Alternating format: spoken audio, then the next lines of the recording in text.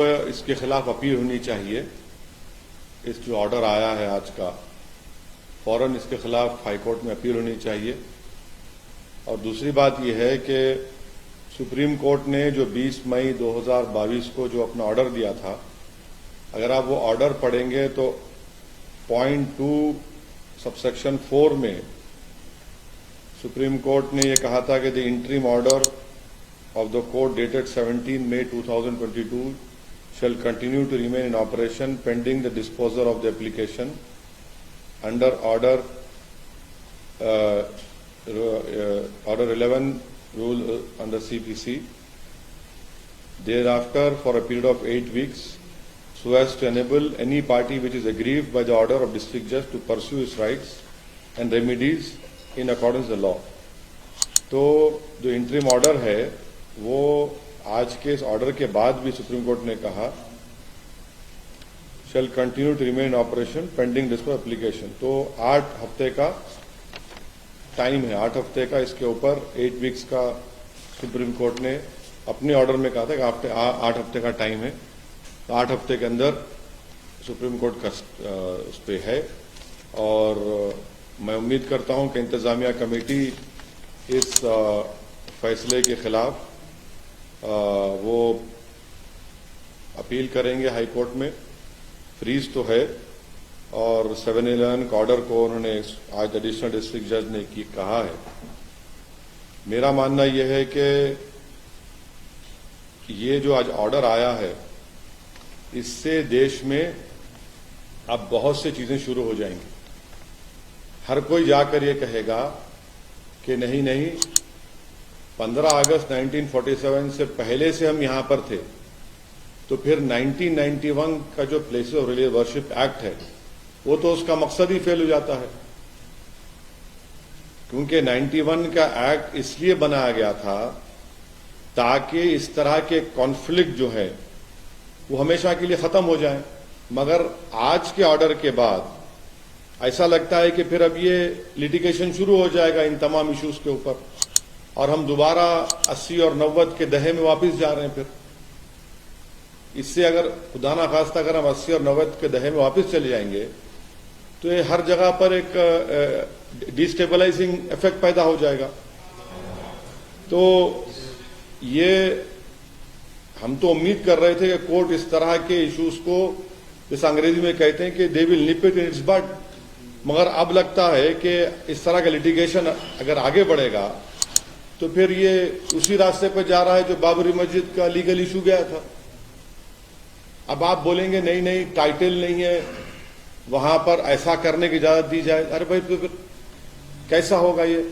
अच्छा, और आप इस बात को समझिए कि ये जो नरेंद्र मोदी भारत के प्रधानमंत्री ने जो बड़ी मंदिर का इनॉग्रेशन किया था ना अभी साल 1.5 साल पहले, क्या आप लोगों को मालूम है कि प्लॉट नंबर 93-94 एक्सचेंज किया गया मुसलमानों से? आप अयोध्या की बात कर रहे हैं? नहीं, इसकी बात कर रहा हूं मैं, इसी काशी की मंदिर की बात कर रहा हूं। प्लॉट नंबर 93-94 को मुसलमानों से एक्सचेंज किया गया।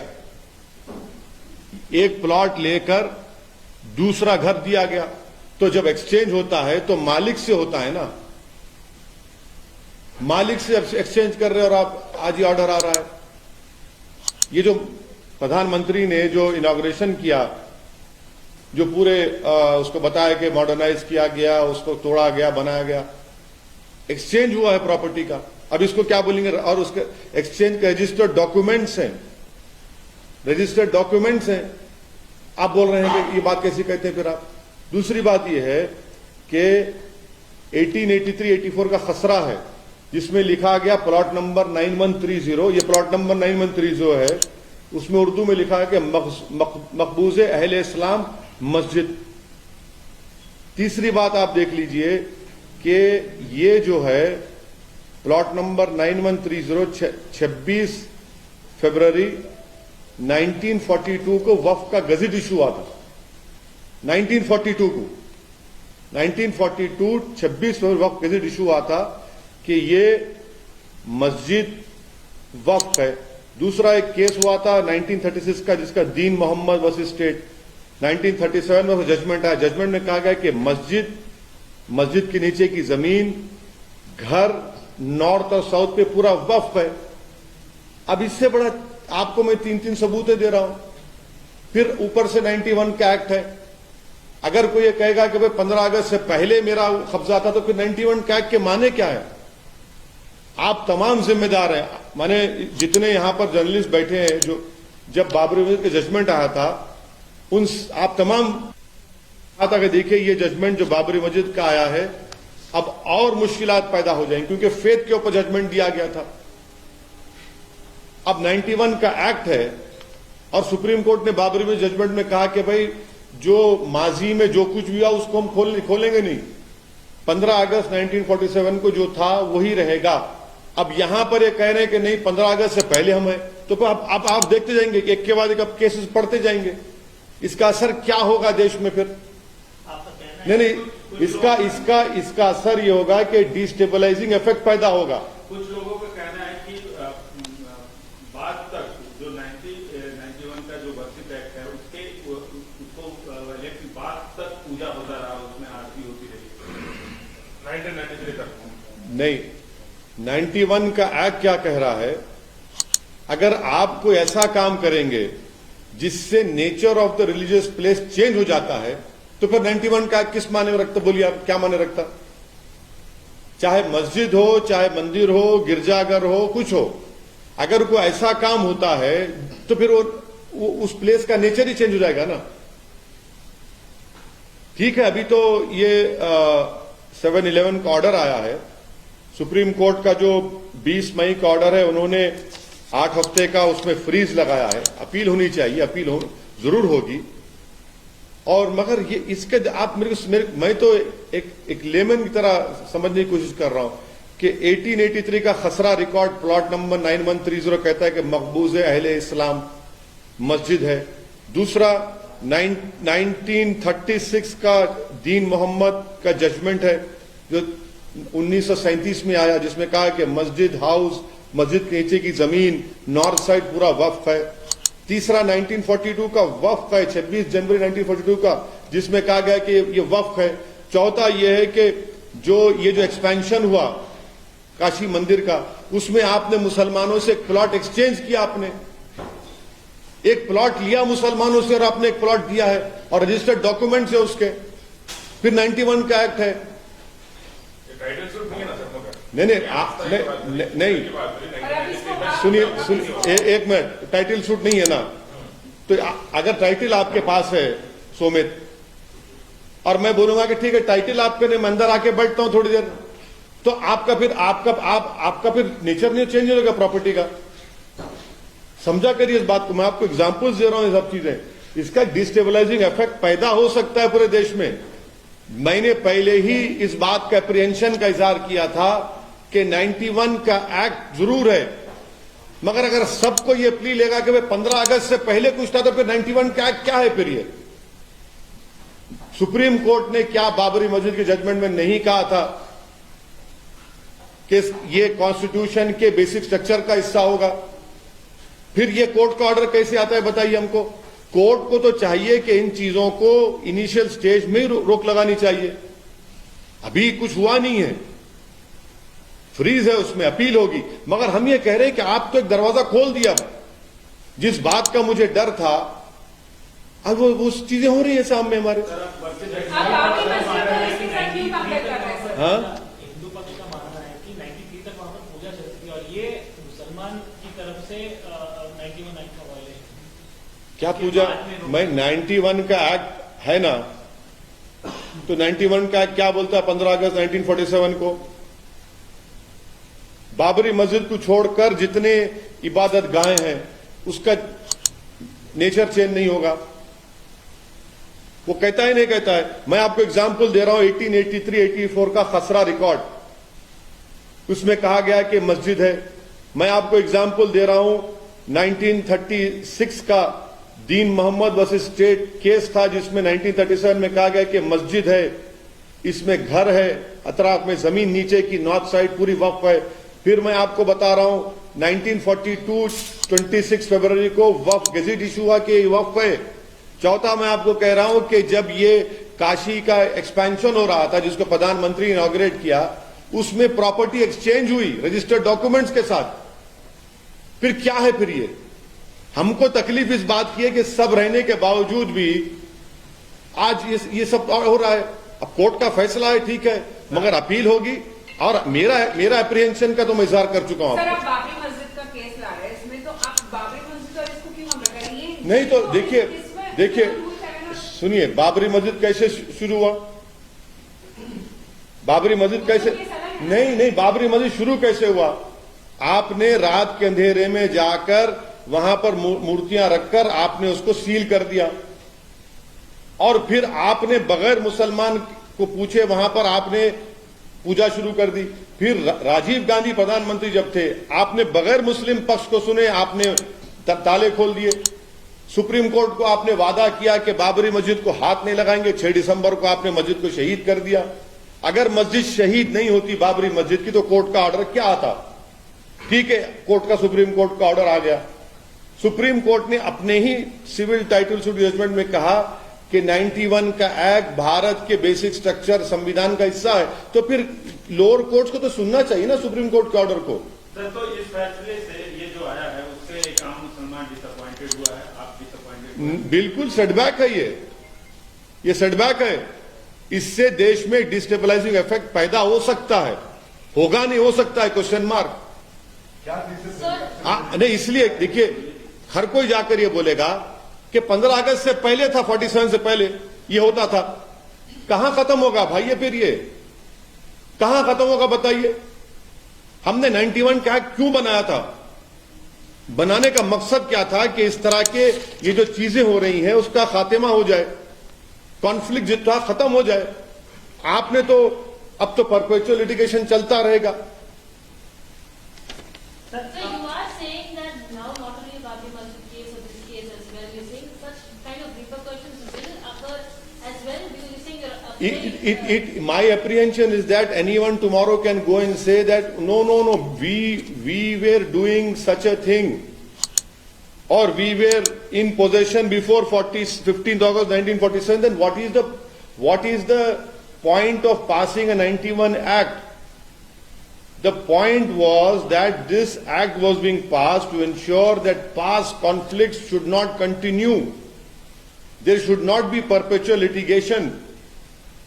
And I am quoting to you that in this particular case, the Khasra record of 1883-84 clearly says that plot number 9130 is Maqbooze Ahl Islam Masjid.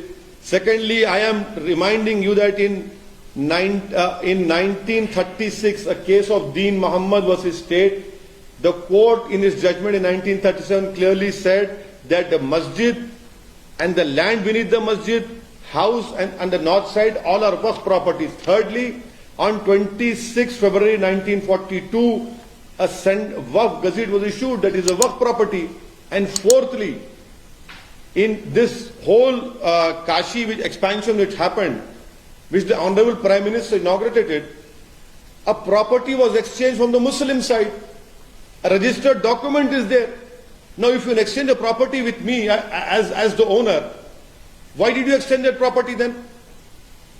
So I am saying, and listen to, I am saying that this will have more problems will be created, a destabilizing effect can happen in India. The whole purpose of 91 Act is failing then. Though the Supreme Court on 28th of May 2002 have given an 8 weeks freeze after whatever order is given by the district by the district judge, I am sure that the Intizamiya committee will appeal. They should appeal, and this will go. But my apprehension is being proven right. On the day Babri Masjid judgment was given, I had told you categorically that such issues will be raked up. No one believed me. Everyone, in fact, all of you said that you are trying to create an apprehension. Sir, अभी पूरा judgement नहीं आया है, ये सिर्फ order 7 rule 7 और order 11 का को रिजेक्ट किया है। आप 19(1) एक्ट को इसके साथ क्यों अभी मतलब आप कॉन्फ्लिक्ट की बात कर रहे हैं? देखिए मैडम, देखिए 22 को कैसे करेंगे? नहीं, आपकी बात सही है। ये 7-11 का जो आप बोल बिल्कुल सही है। मेरा मानना ये है, मेरी राय ये है कि court should have nipped it in its bud. 91 का एक्ट क्यों पास किया हम लोग पार्लियामेंट में? क्यों सुप्रीम कोर्ट ने बाबरी मस्जिद के जजमेंट में कहा कि जो past wrongs can not be corrected? आप और ये बोल रहे हैं कि 15 अगस्त से पहले उनका कुछ था, तो भाई फिर कहां रुकेगा फिर बात? ये कहां रुकेगा फिर बात? ये आपको लगता है इस फैसले का असर जो है मथुरा में जो डिस्प्यूट चल रहा है, जो हियरिंग हो रही है, उससे पड़ेगा? नहीं, मैं कुछ भी नहीं कह रहा हूं। मैं सिर्फ यही कह रहा हूं कि जब आपने एक दरवाजा खोल दिया है कि 91 का एक्ट तो 47 15 अगस्त की बात कर, हम तो पहले से थे वहां पर, तो कहां रुकेंगे फिर आप? हर जगह ये चलना शुरू हो जाएगा। So you're saying My apprehension is that the 91 Act was passed to ensure that past conflicts these conflicts are put to an end. Now, this perpetual litigation will continue. By allowing a litigation to continue, that is why I am saying Babri Masjid can be repeated. Uttar Pradesh के deputy chief minister हैं sir, उन्होंने tweet किया है करवट लेती काशी मथुरा। उनको अगर थोड़ा सा भी रूल ऑफ लॉ मालूम होगा और अगर थोड़ा उनको बुद्धि होगी तो उनको ये बोलना चाहिए कि जो सुन्नी वक्फ बोर्ड है, क्या वो सरकार का हिस्सा नहीं है? उत्तर प्रदेश सरकार का? क्या उत्तर प्रदेश सरकार सिर्फ मुसलमानों की सरकार नहीं है क्या? कैसा मंत्री इस तरह की बात कर रहा है संविधान पर रोक लेकर? बताएं वो देश को। जो सुन्नी वक्फ बोर्ड है वो यूपी सरकार का हिस्सा है या कोई प्राइवेट प्रॉपर्टी है? वो ये प्राइवेट ऑर्गेनाइजेशन है? वो कैसी बात कर रहे हैं आप? खुलकर अपनी नफरत का और अपनी तरफदारी का इजहार कर रहे हैं। सर, आपके तमाम मुखालफत के बावजूद आज सर्वे शुरू हो गया। नहीं, देखिए, मुखालिफत का सवाल नहीं है। तारीख इस बात को याद रखेगी कि किसी एक दीवाने शख्स ने खड़े होकर सच्चाई को बयान किया था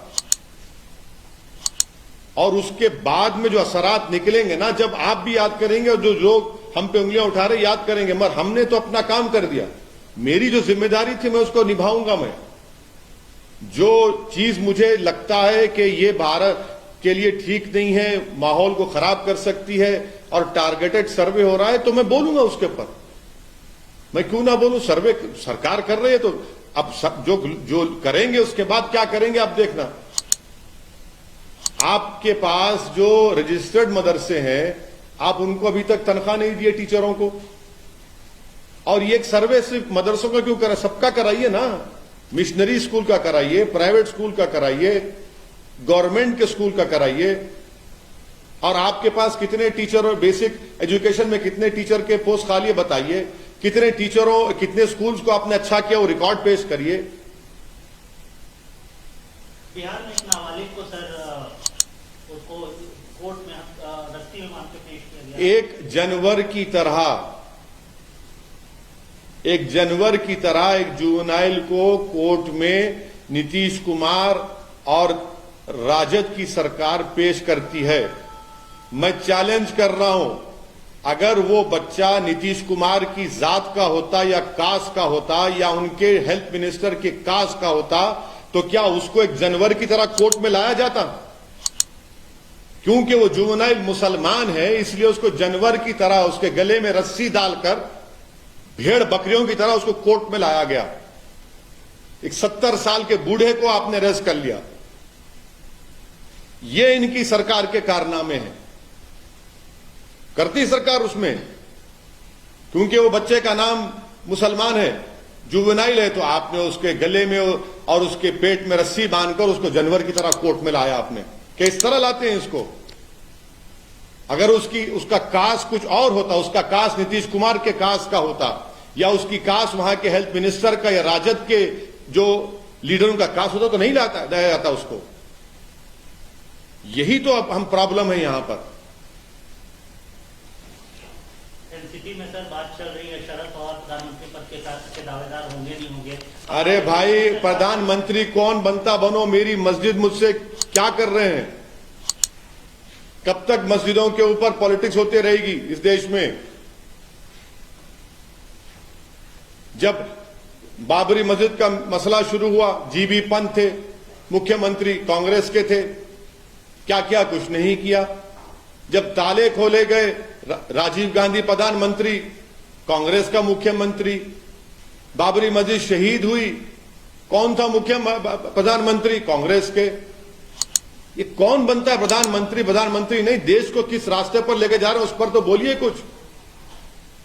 आप लोग डरते हैं मुसलमानों के इश्यूज पर बोलने के लिए, मगर सब दावेदार हैं प्रधानमंत्री के। अरे भाई, देश जब आप चलाना चाहते हैं तो देश चलेगा इकबाल से, और इकबाल कैसा आएगा? रूल ऑफ लॉ से आएगा।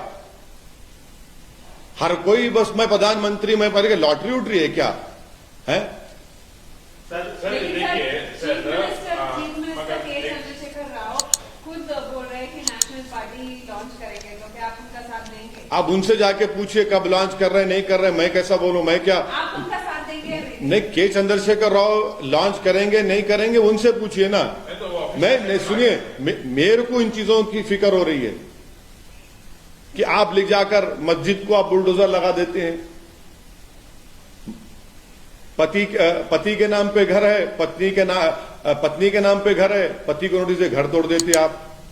जेल में कौन है? मैं जेल में हूं, मेरे बच्चे जेल में हैं। कौन किस पे यूएपीए लग रहा है? 2-2 साल कौन जेल में रह रहा है? खाली एक रिपोर्टर है आपकी बरादरी का, वो मुसलमान रिपोर्टर था, 2 साल उसको जेल में रहना पड़ा, 700 दिन जेल में रहना पड़ा। सर गुलाम नबी आजाद ने एक अपने इंटरव्यू में कहा है कि धारा 370 को नहीं बहाल किया जा सकता और ये उनके एजेंडे में नहीं है। किनके एजेंडे में नहीं है? गुलाम नबी आजाद। उनके एजेंडे में नहीं है, उनके एजेंडे में नहीं है। अच्छा, उनके एजेंडे में नहीं है तो वो बोलेंगे, वो जाएं वैली में लाल चौक में खड़े होकर बोल दे बात ये, वो जाकर लाल चौक में खड़े होकर बोल दे बात ये। कोर्ट, सुप्रीम कोर्ट में केस है अभी, वो क्या प्रीजज कर रहे हैं सुप्रीम कोर्ट के जजमेंट को? क्या वो भी कुछ राज मालूम है उनको? बता दें भाई, मसला सुप्रीम कोर्ट में अभी जेरे दौरान है, बोल रहे हैं तो मुझे ताज्जुब हो रहा है। मगर सर, ऐसी कौन सी मस्जिद है दुनिया में जिसके दीवारों पे स्वस्तिक का सिंबल रहते हैं, जिसके दीवारों पे मूर्तियां रहती है? ये मुसलमानों का जिम्मेदारी नहीं है कि ऐसे जो बड़े आस्था के जो टेम्पल्स हैं, ऐसे टेम्पल्स को पूजा तो करने देते, वहां पे जहाँ की 1993 तक पूजा होती आती थी। तो सर पूजा आपको भारत में मैं ऐसे कई इबादत गाहें दिखा दूंगा जहां पर बौद्ध और जैन मजहब की निशानियां हैं, मैं दिखा दूंगा आपको। क्या करेंगे आप? तारीख में जाएंगे? मेरे दोस्त, ये जो आज आप और हम इंडियन बने हुए ना, ये भारत 65,000 साल पहले ईरान से किसान आए थे, फिर सेंट्रल एशिया से, ईस्ट एशिया से लोग आए, उसके बाद आर्यन आए, ये सब बना। फिर ये आप चलिए, फिर हिस्ट्री में जाएंगे तो चलिए, जाएंगे बुद्धिज्म के पास, जब क्या हुआ था बोलेंगे, सब निकलना पड़ेगा ना, फिर रुकेगा क्या? फिर जब जैनिज्म था वहां क्या हुआ देख लेंगे, फिर रुकेगा कहां ये? जब हम मुल्क आजाद हुआ, हमने अपने आप को संविधान दिया और 91 का एक्ट पार्लियामेंट में पास हुआ, फिर सुप्रीम कोर्ट ने उसको कहा कि बेसिक स्ट्रक्चर का भी हिस्सा है। अब उसके बावजूद भी अगर आप जाना चाह रहे हैं तारीख में तो फिर ठीक है, फिर तो सब जाएंगे, सब जाना पड़ेगा।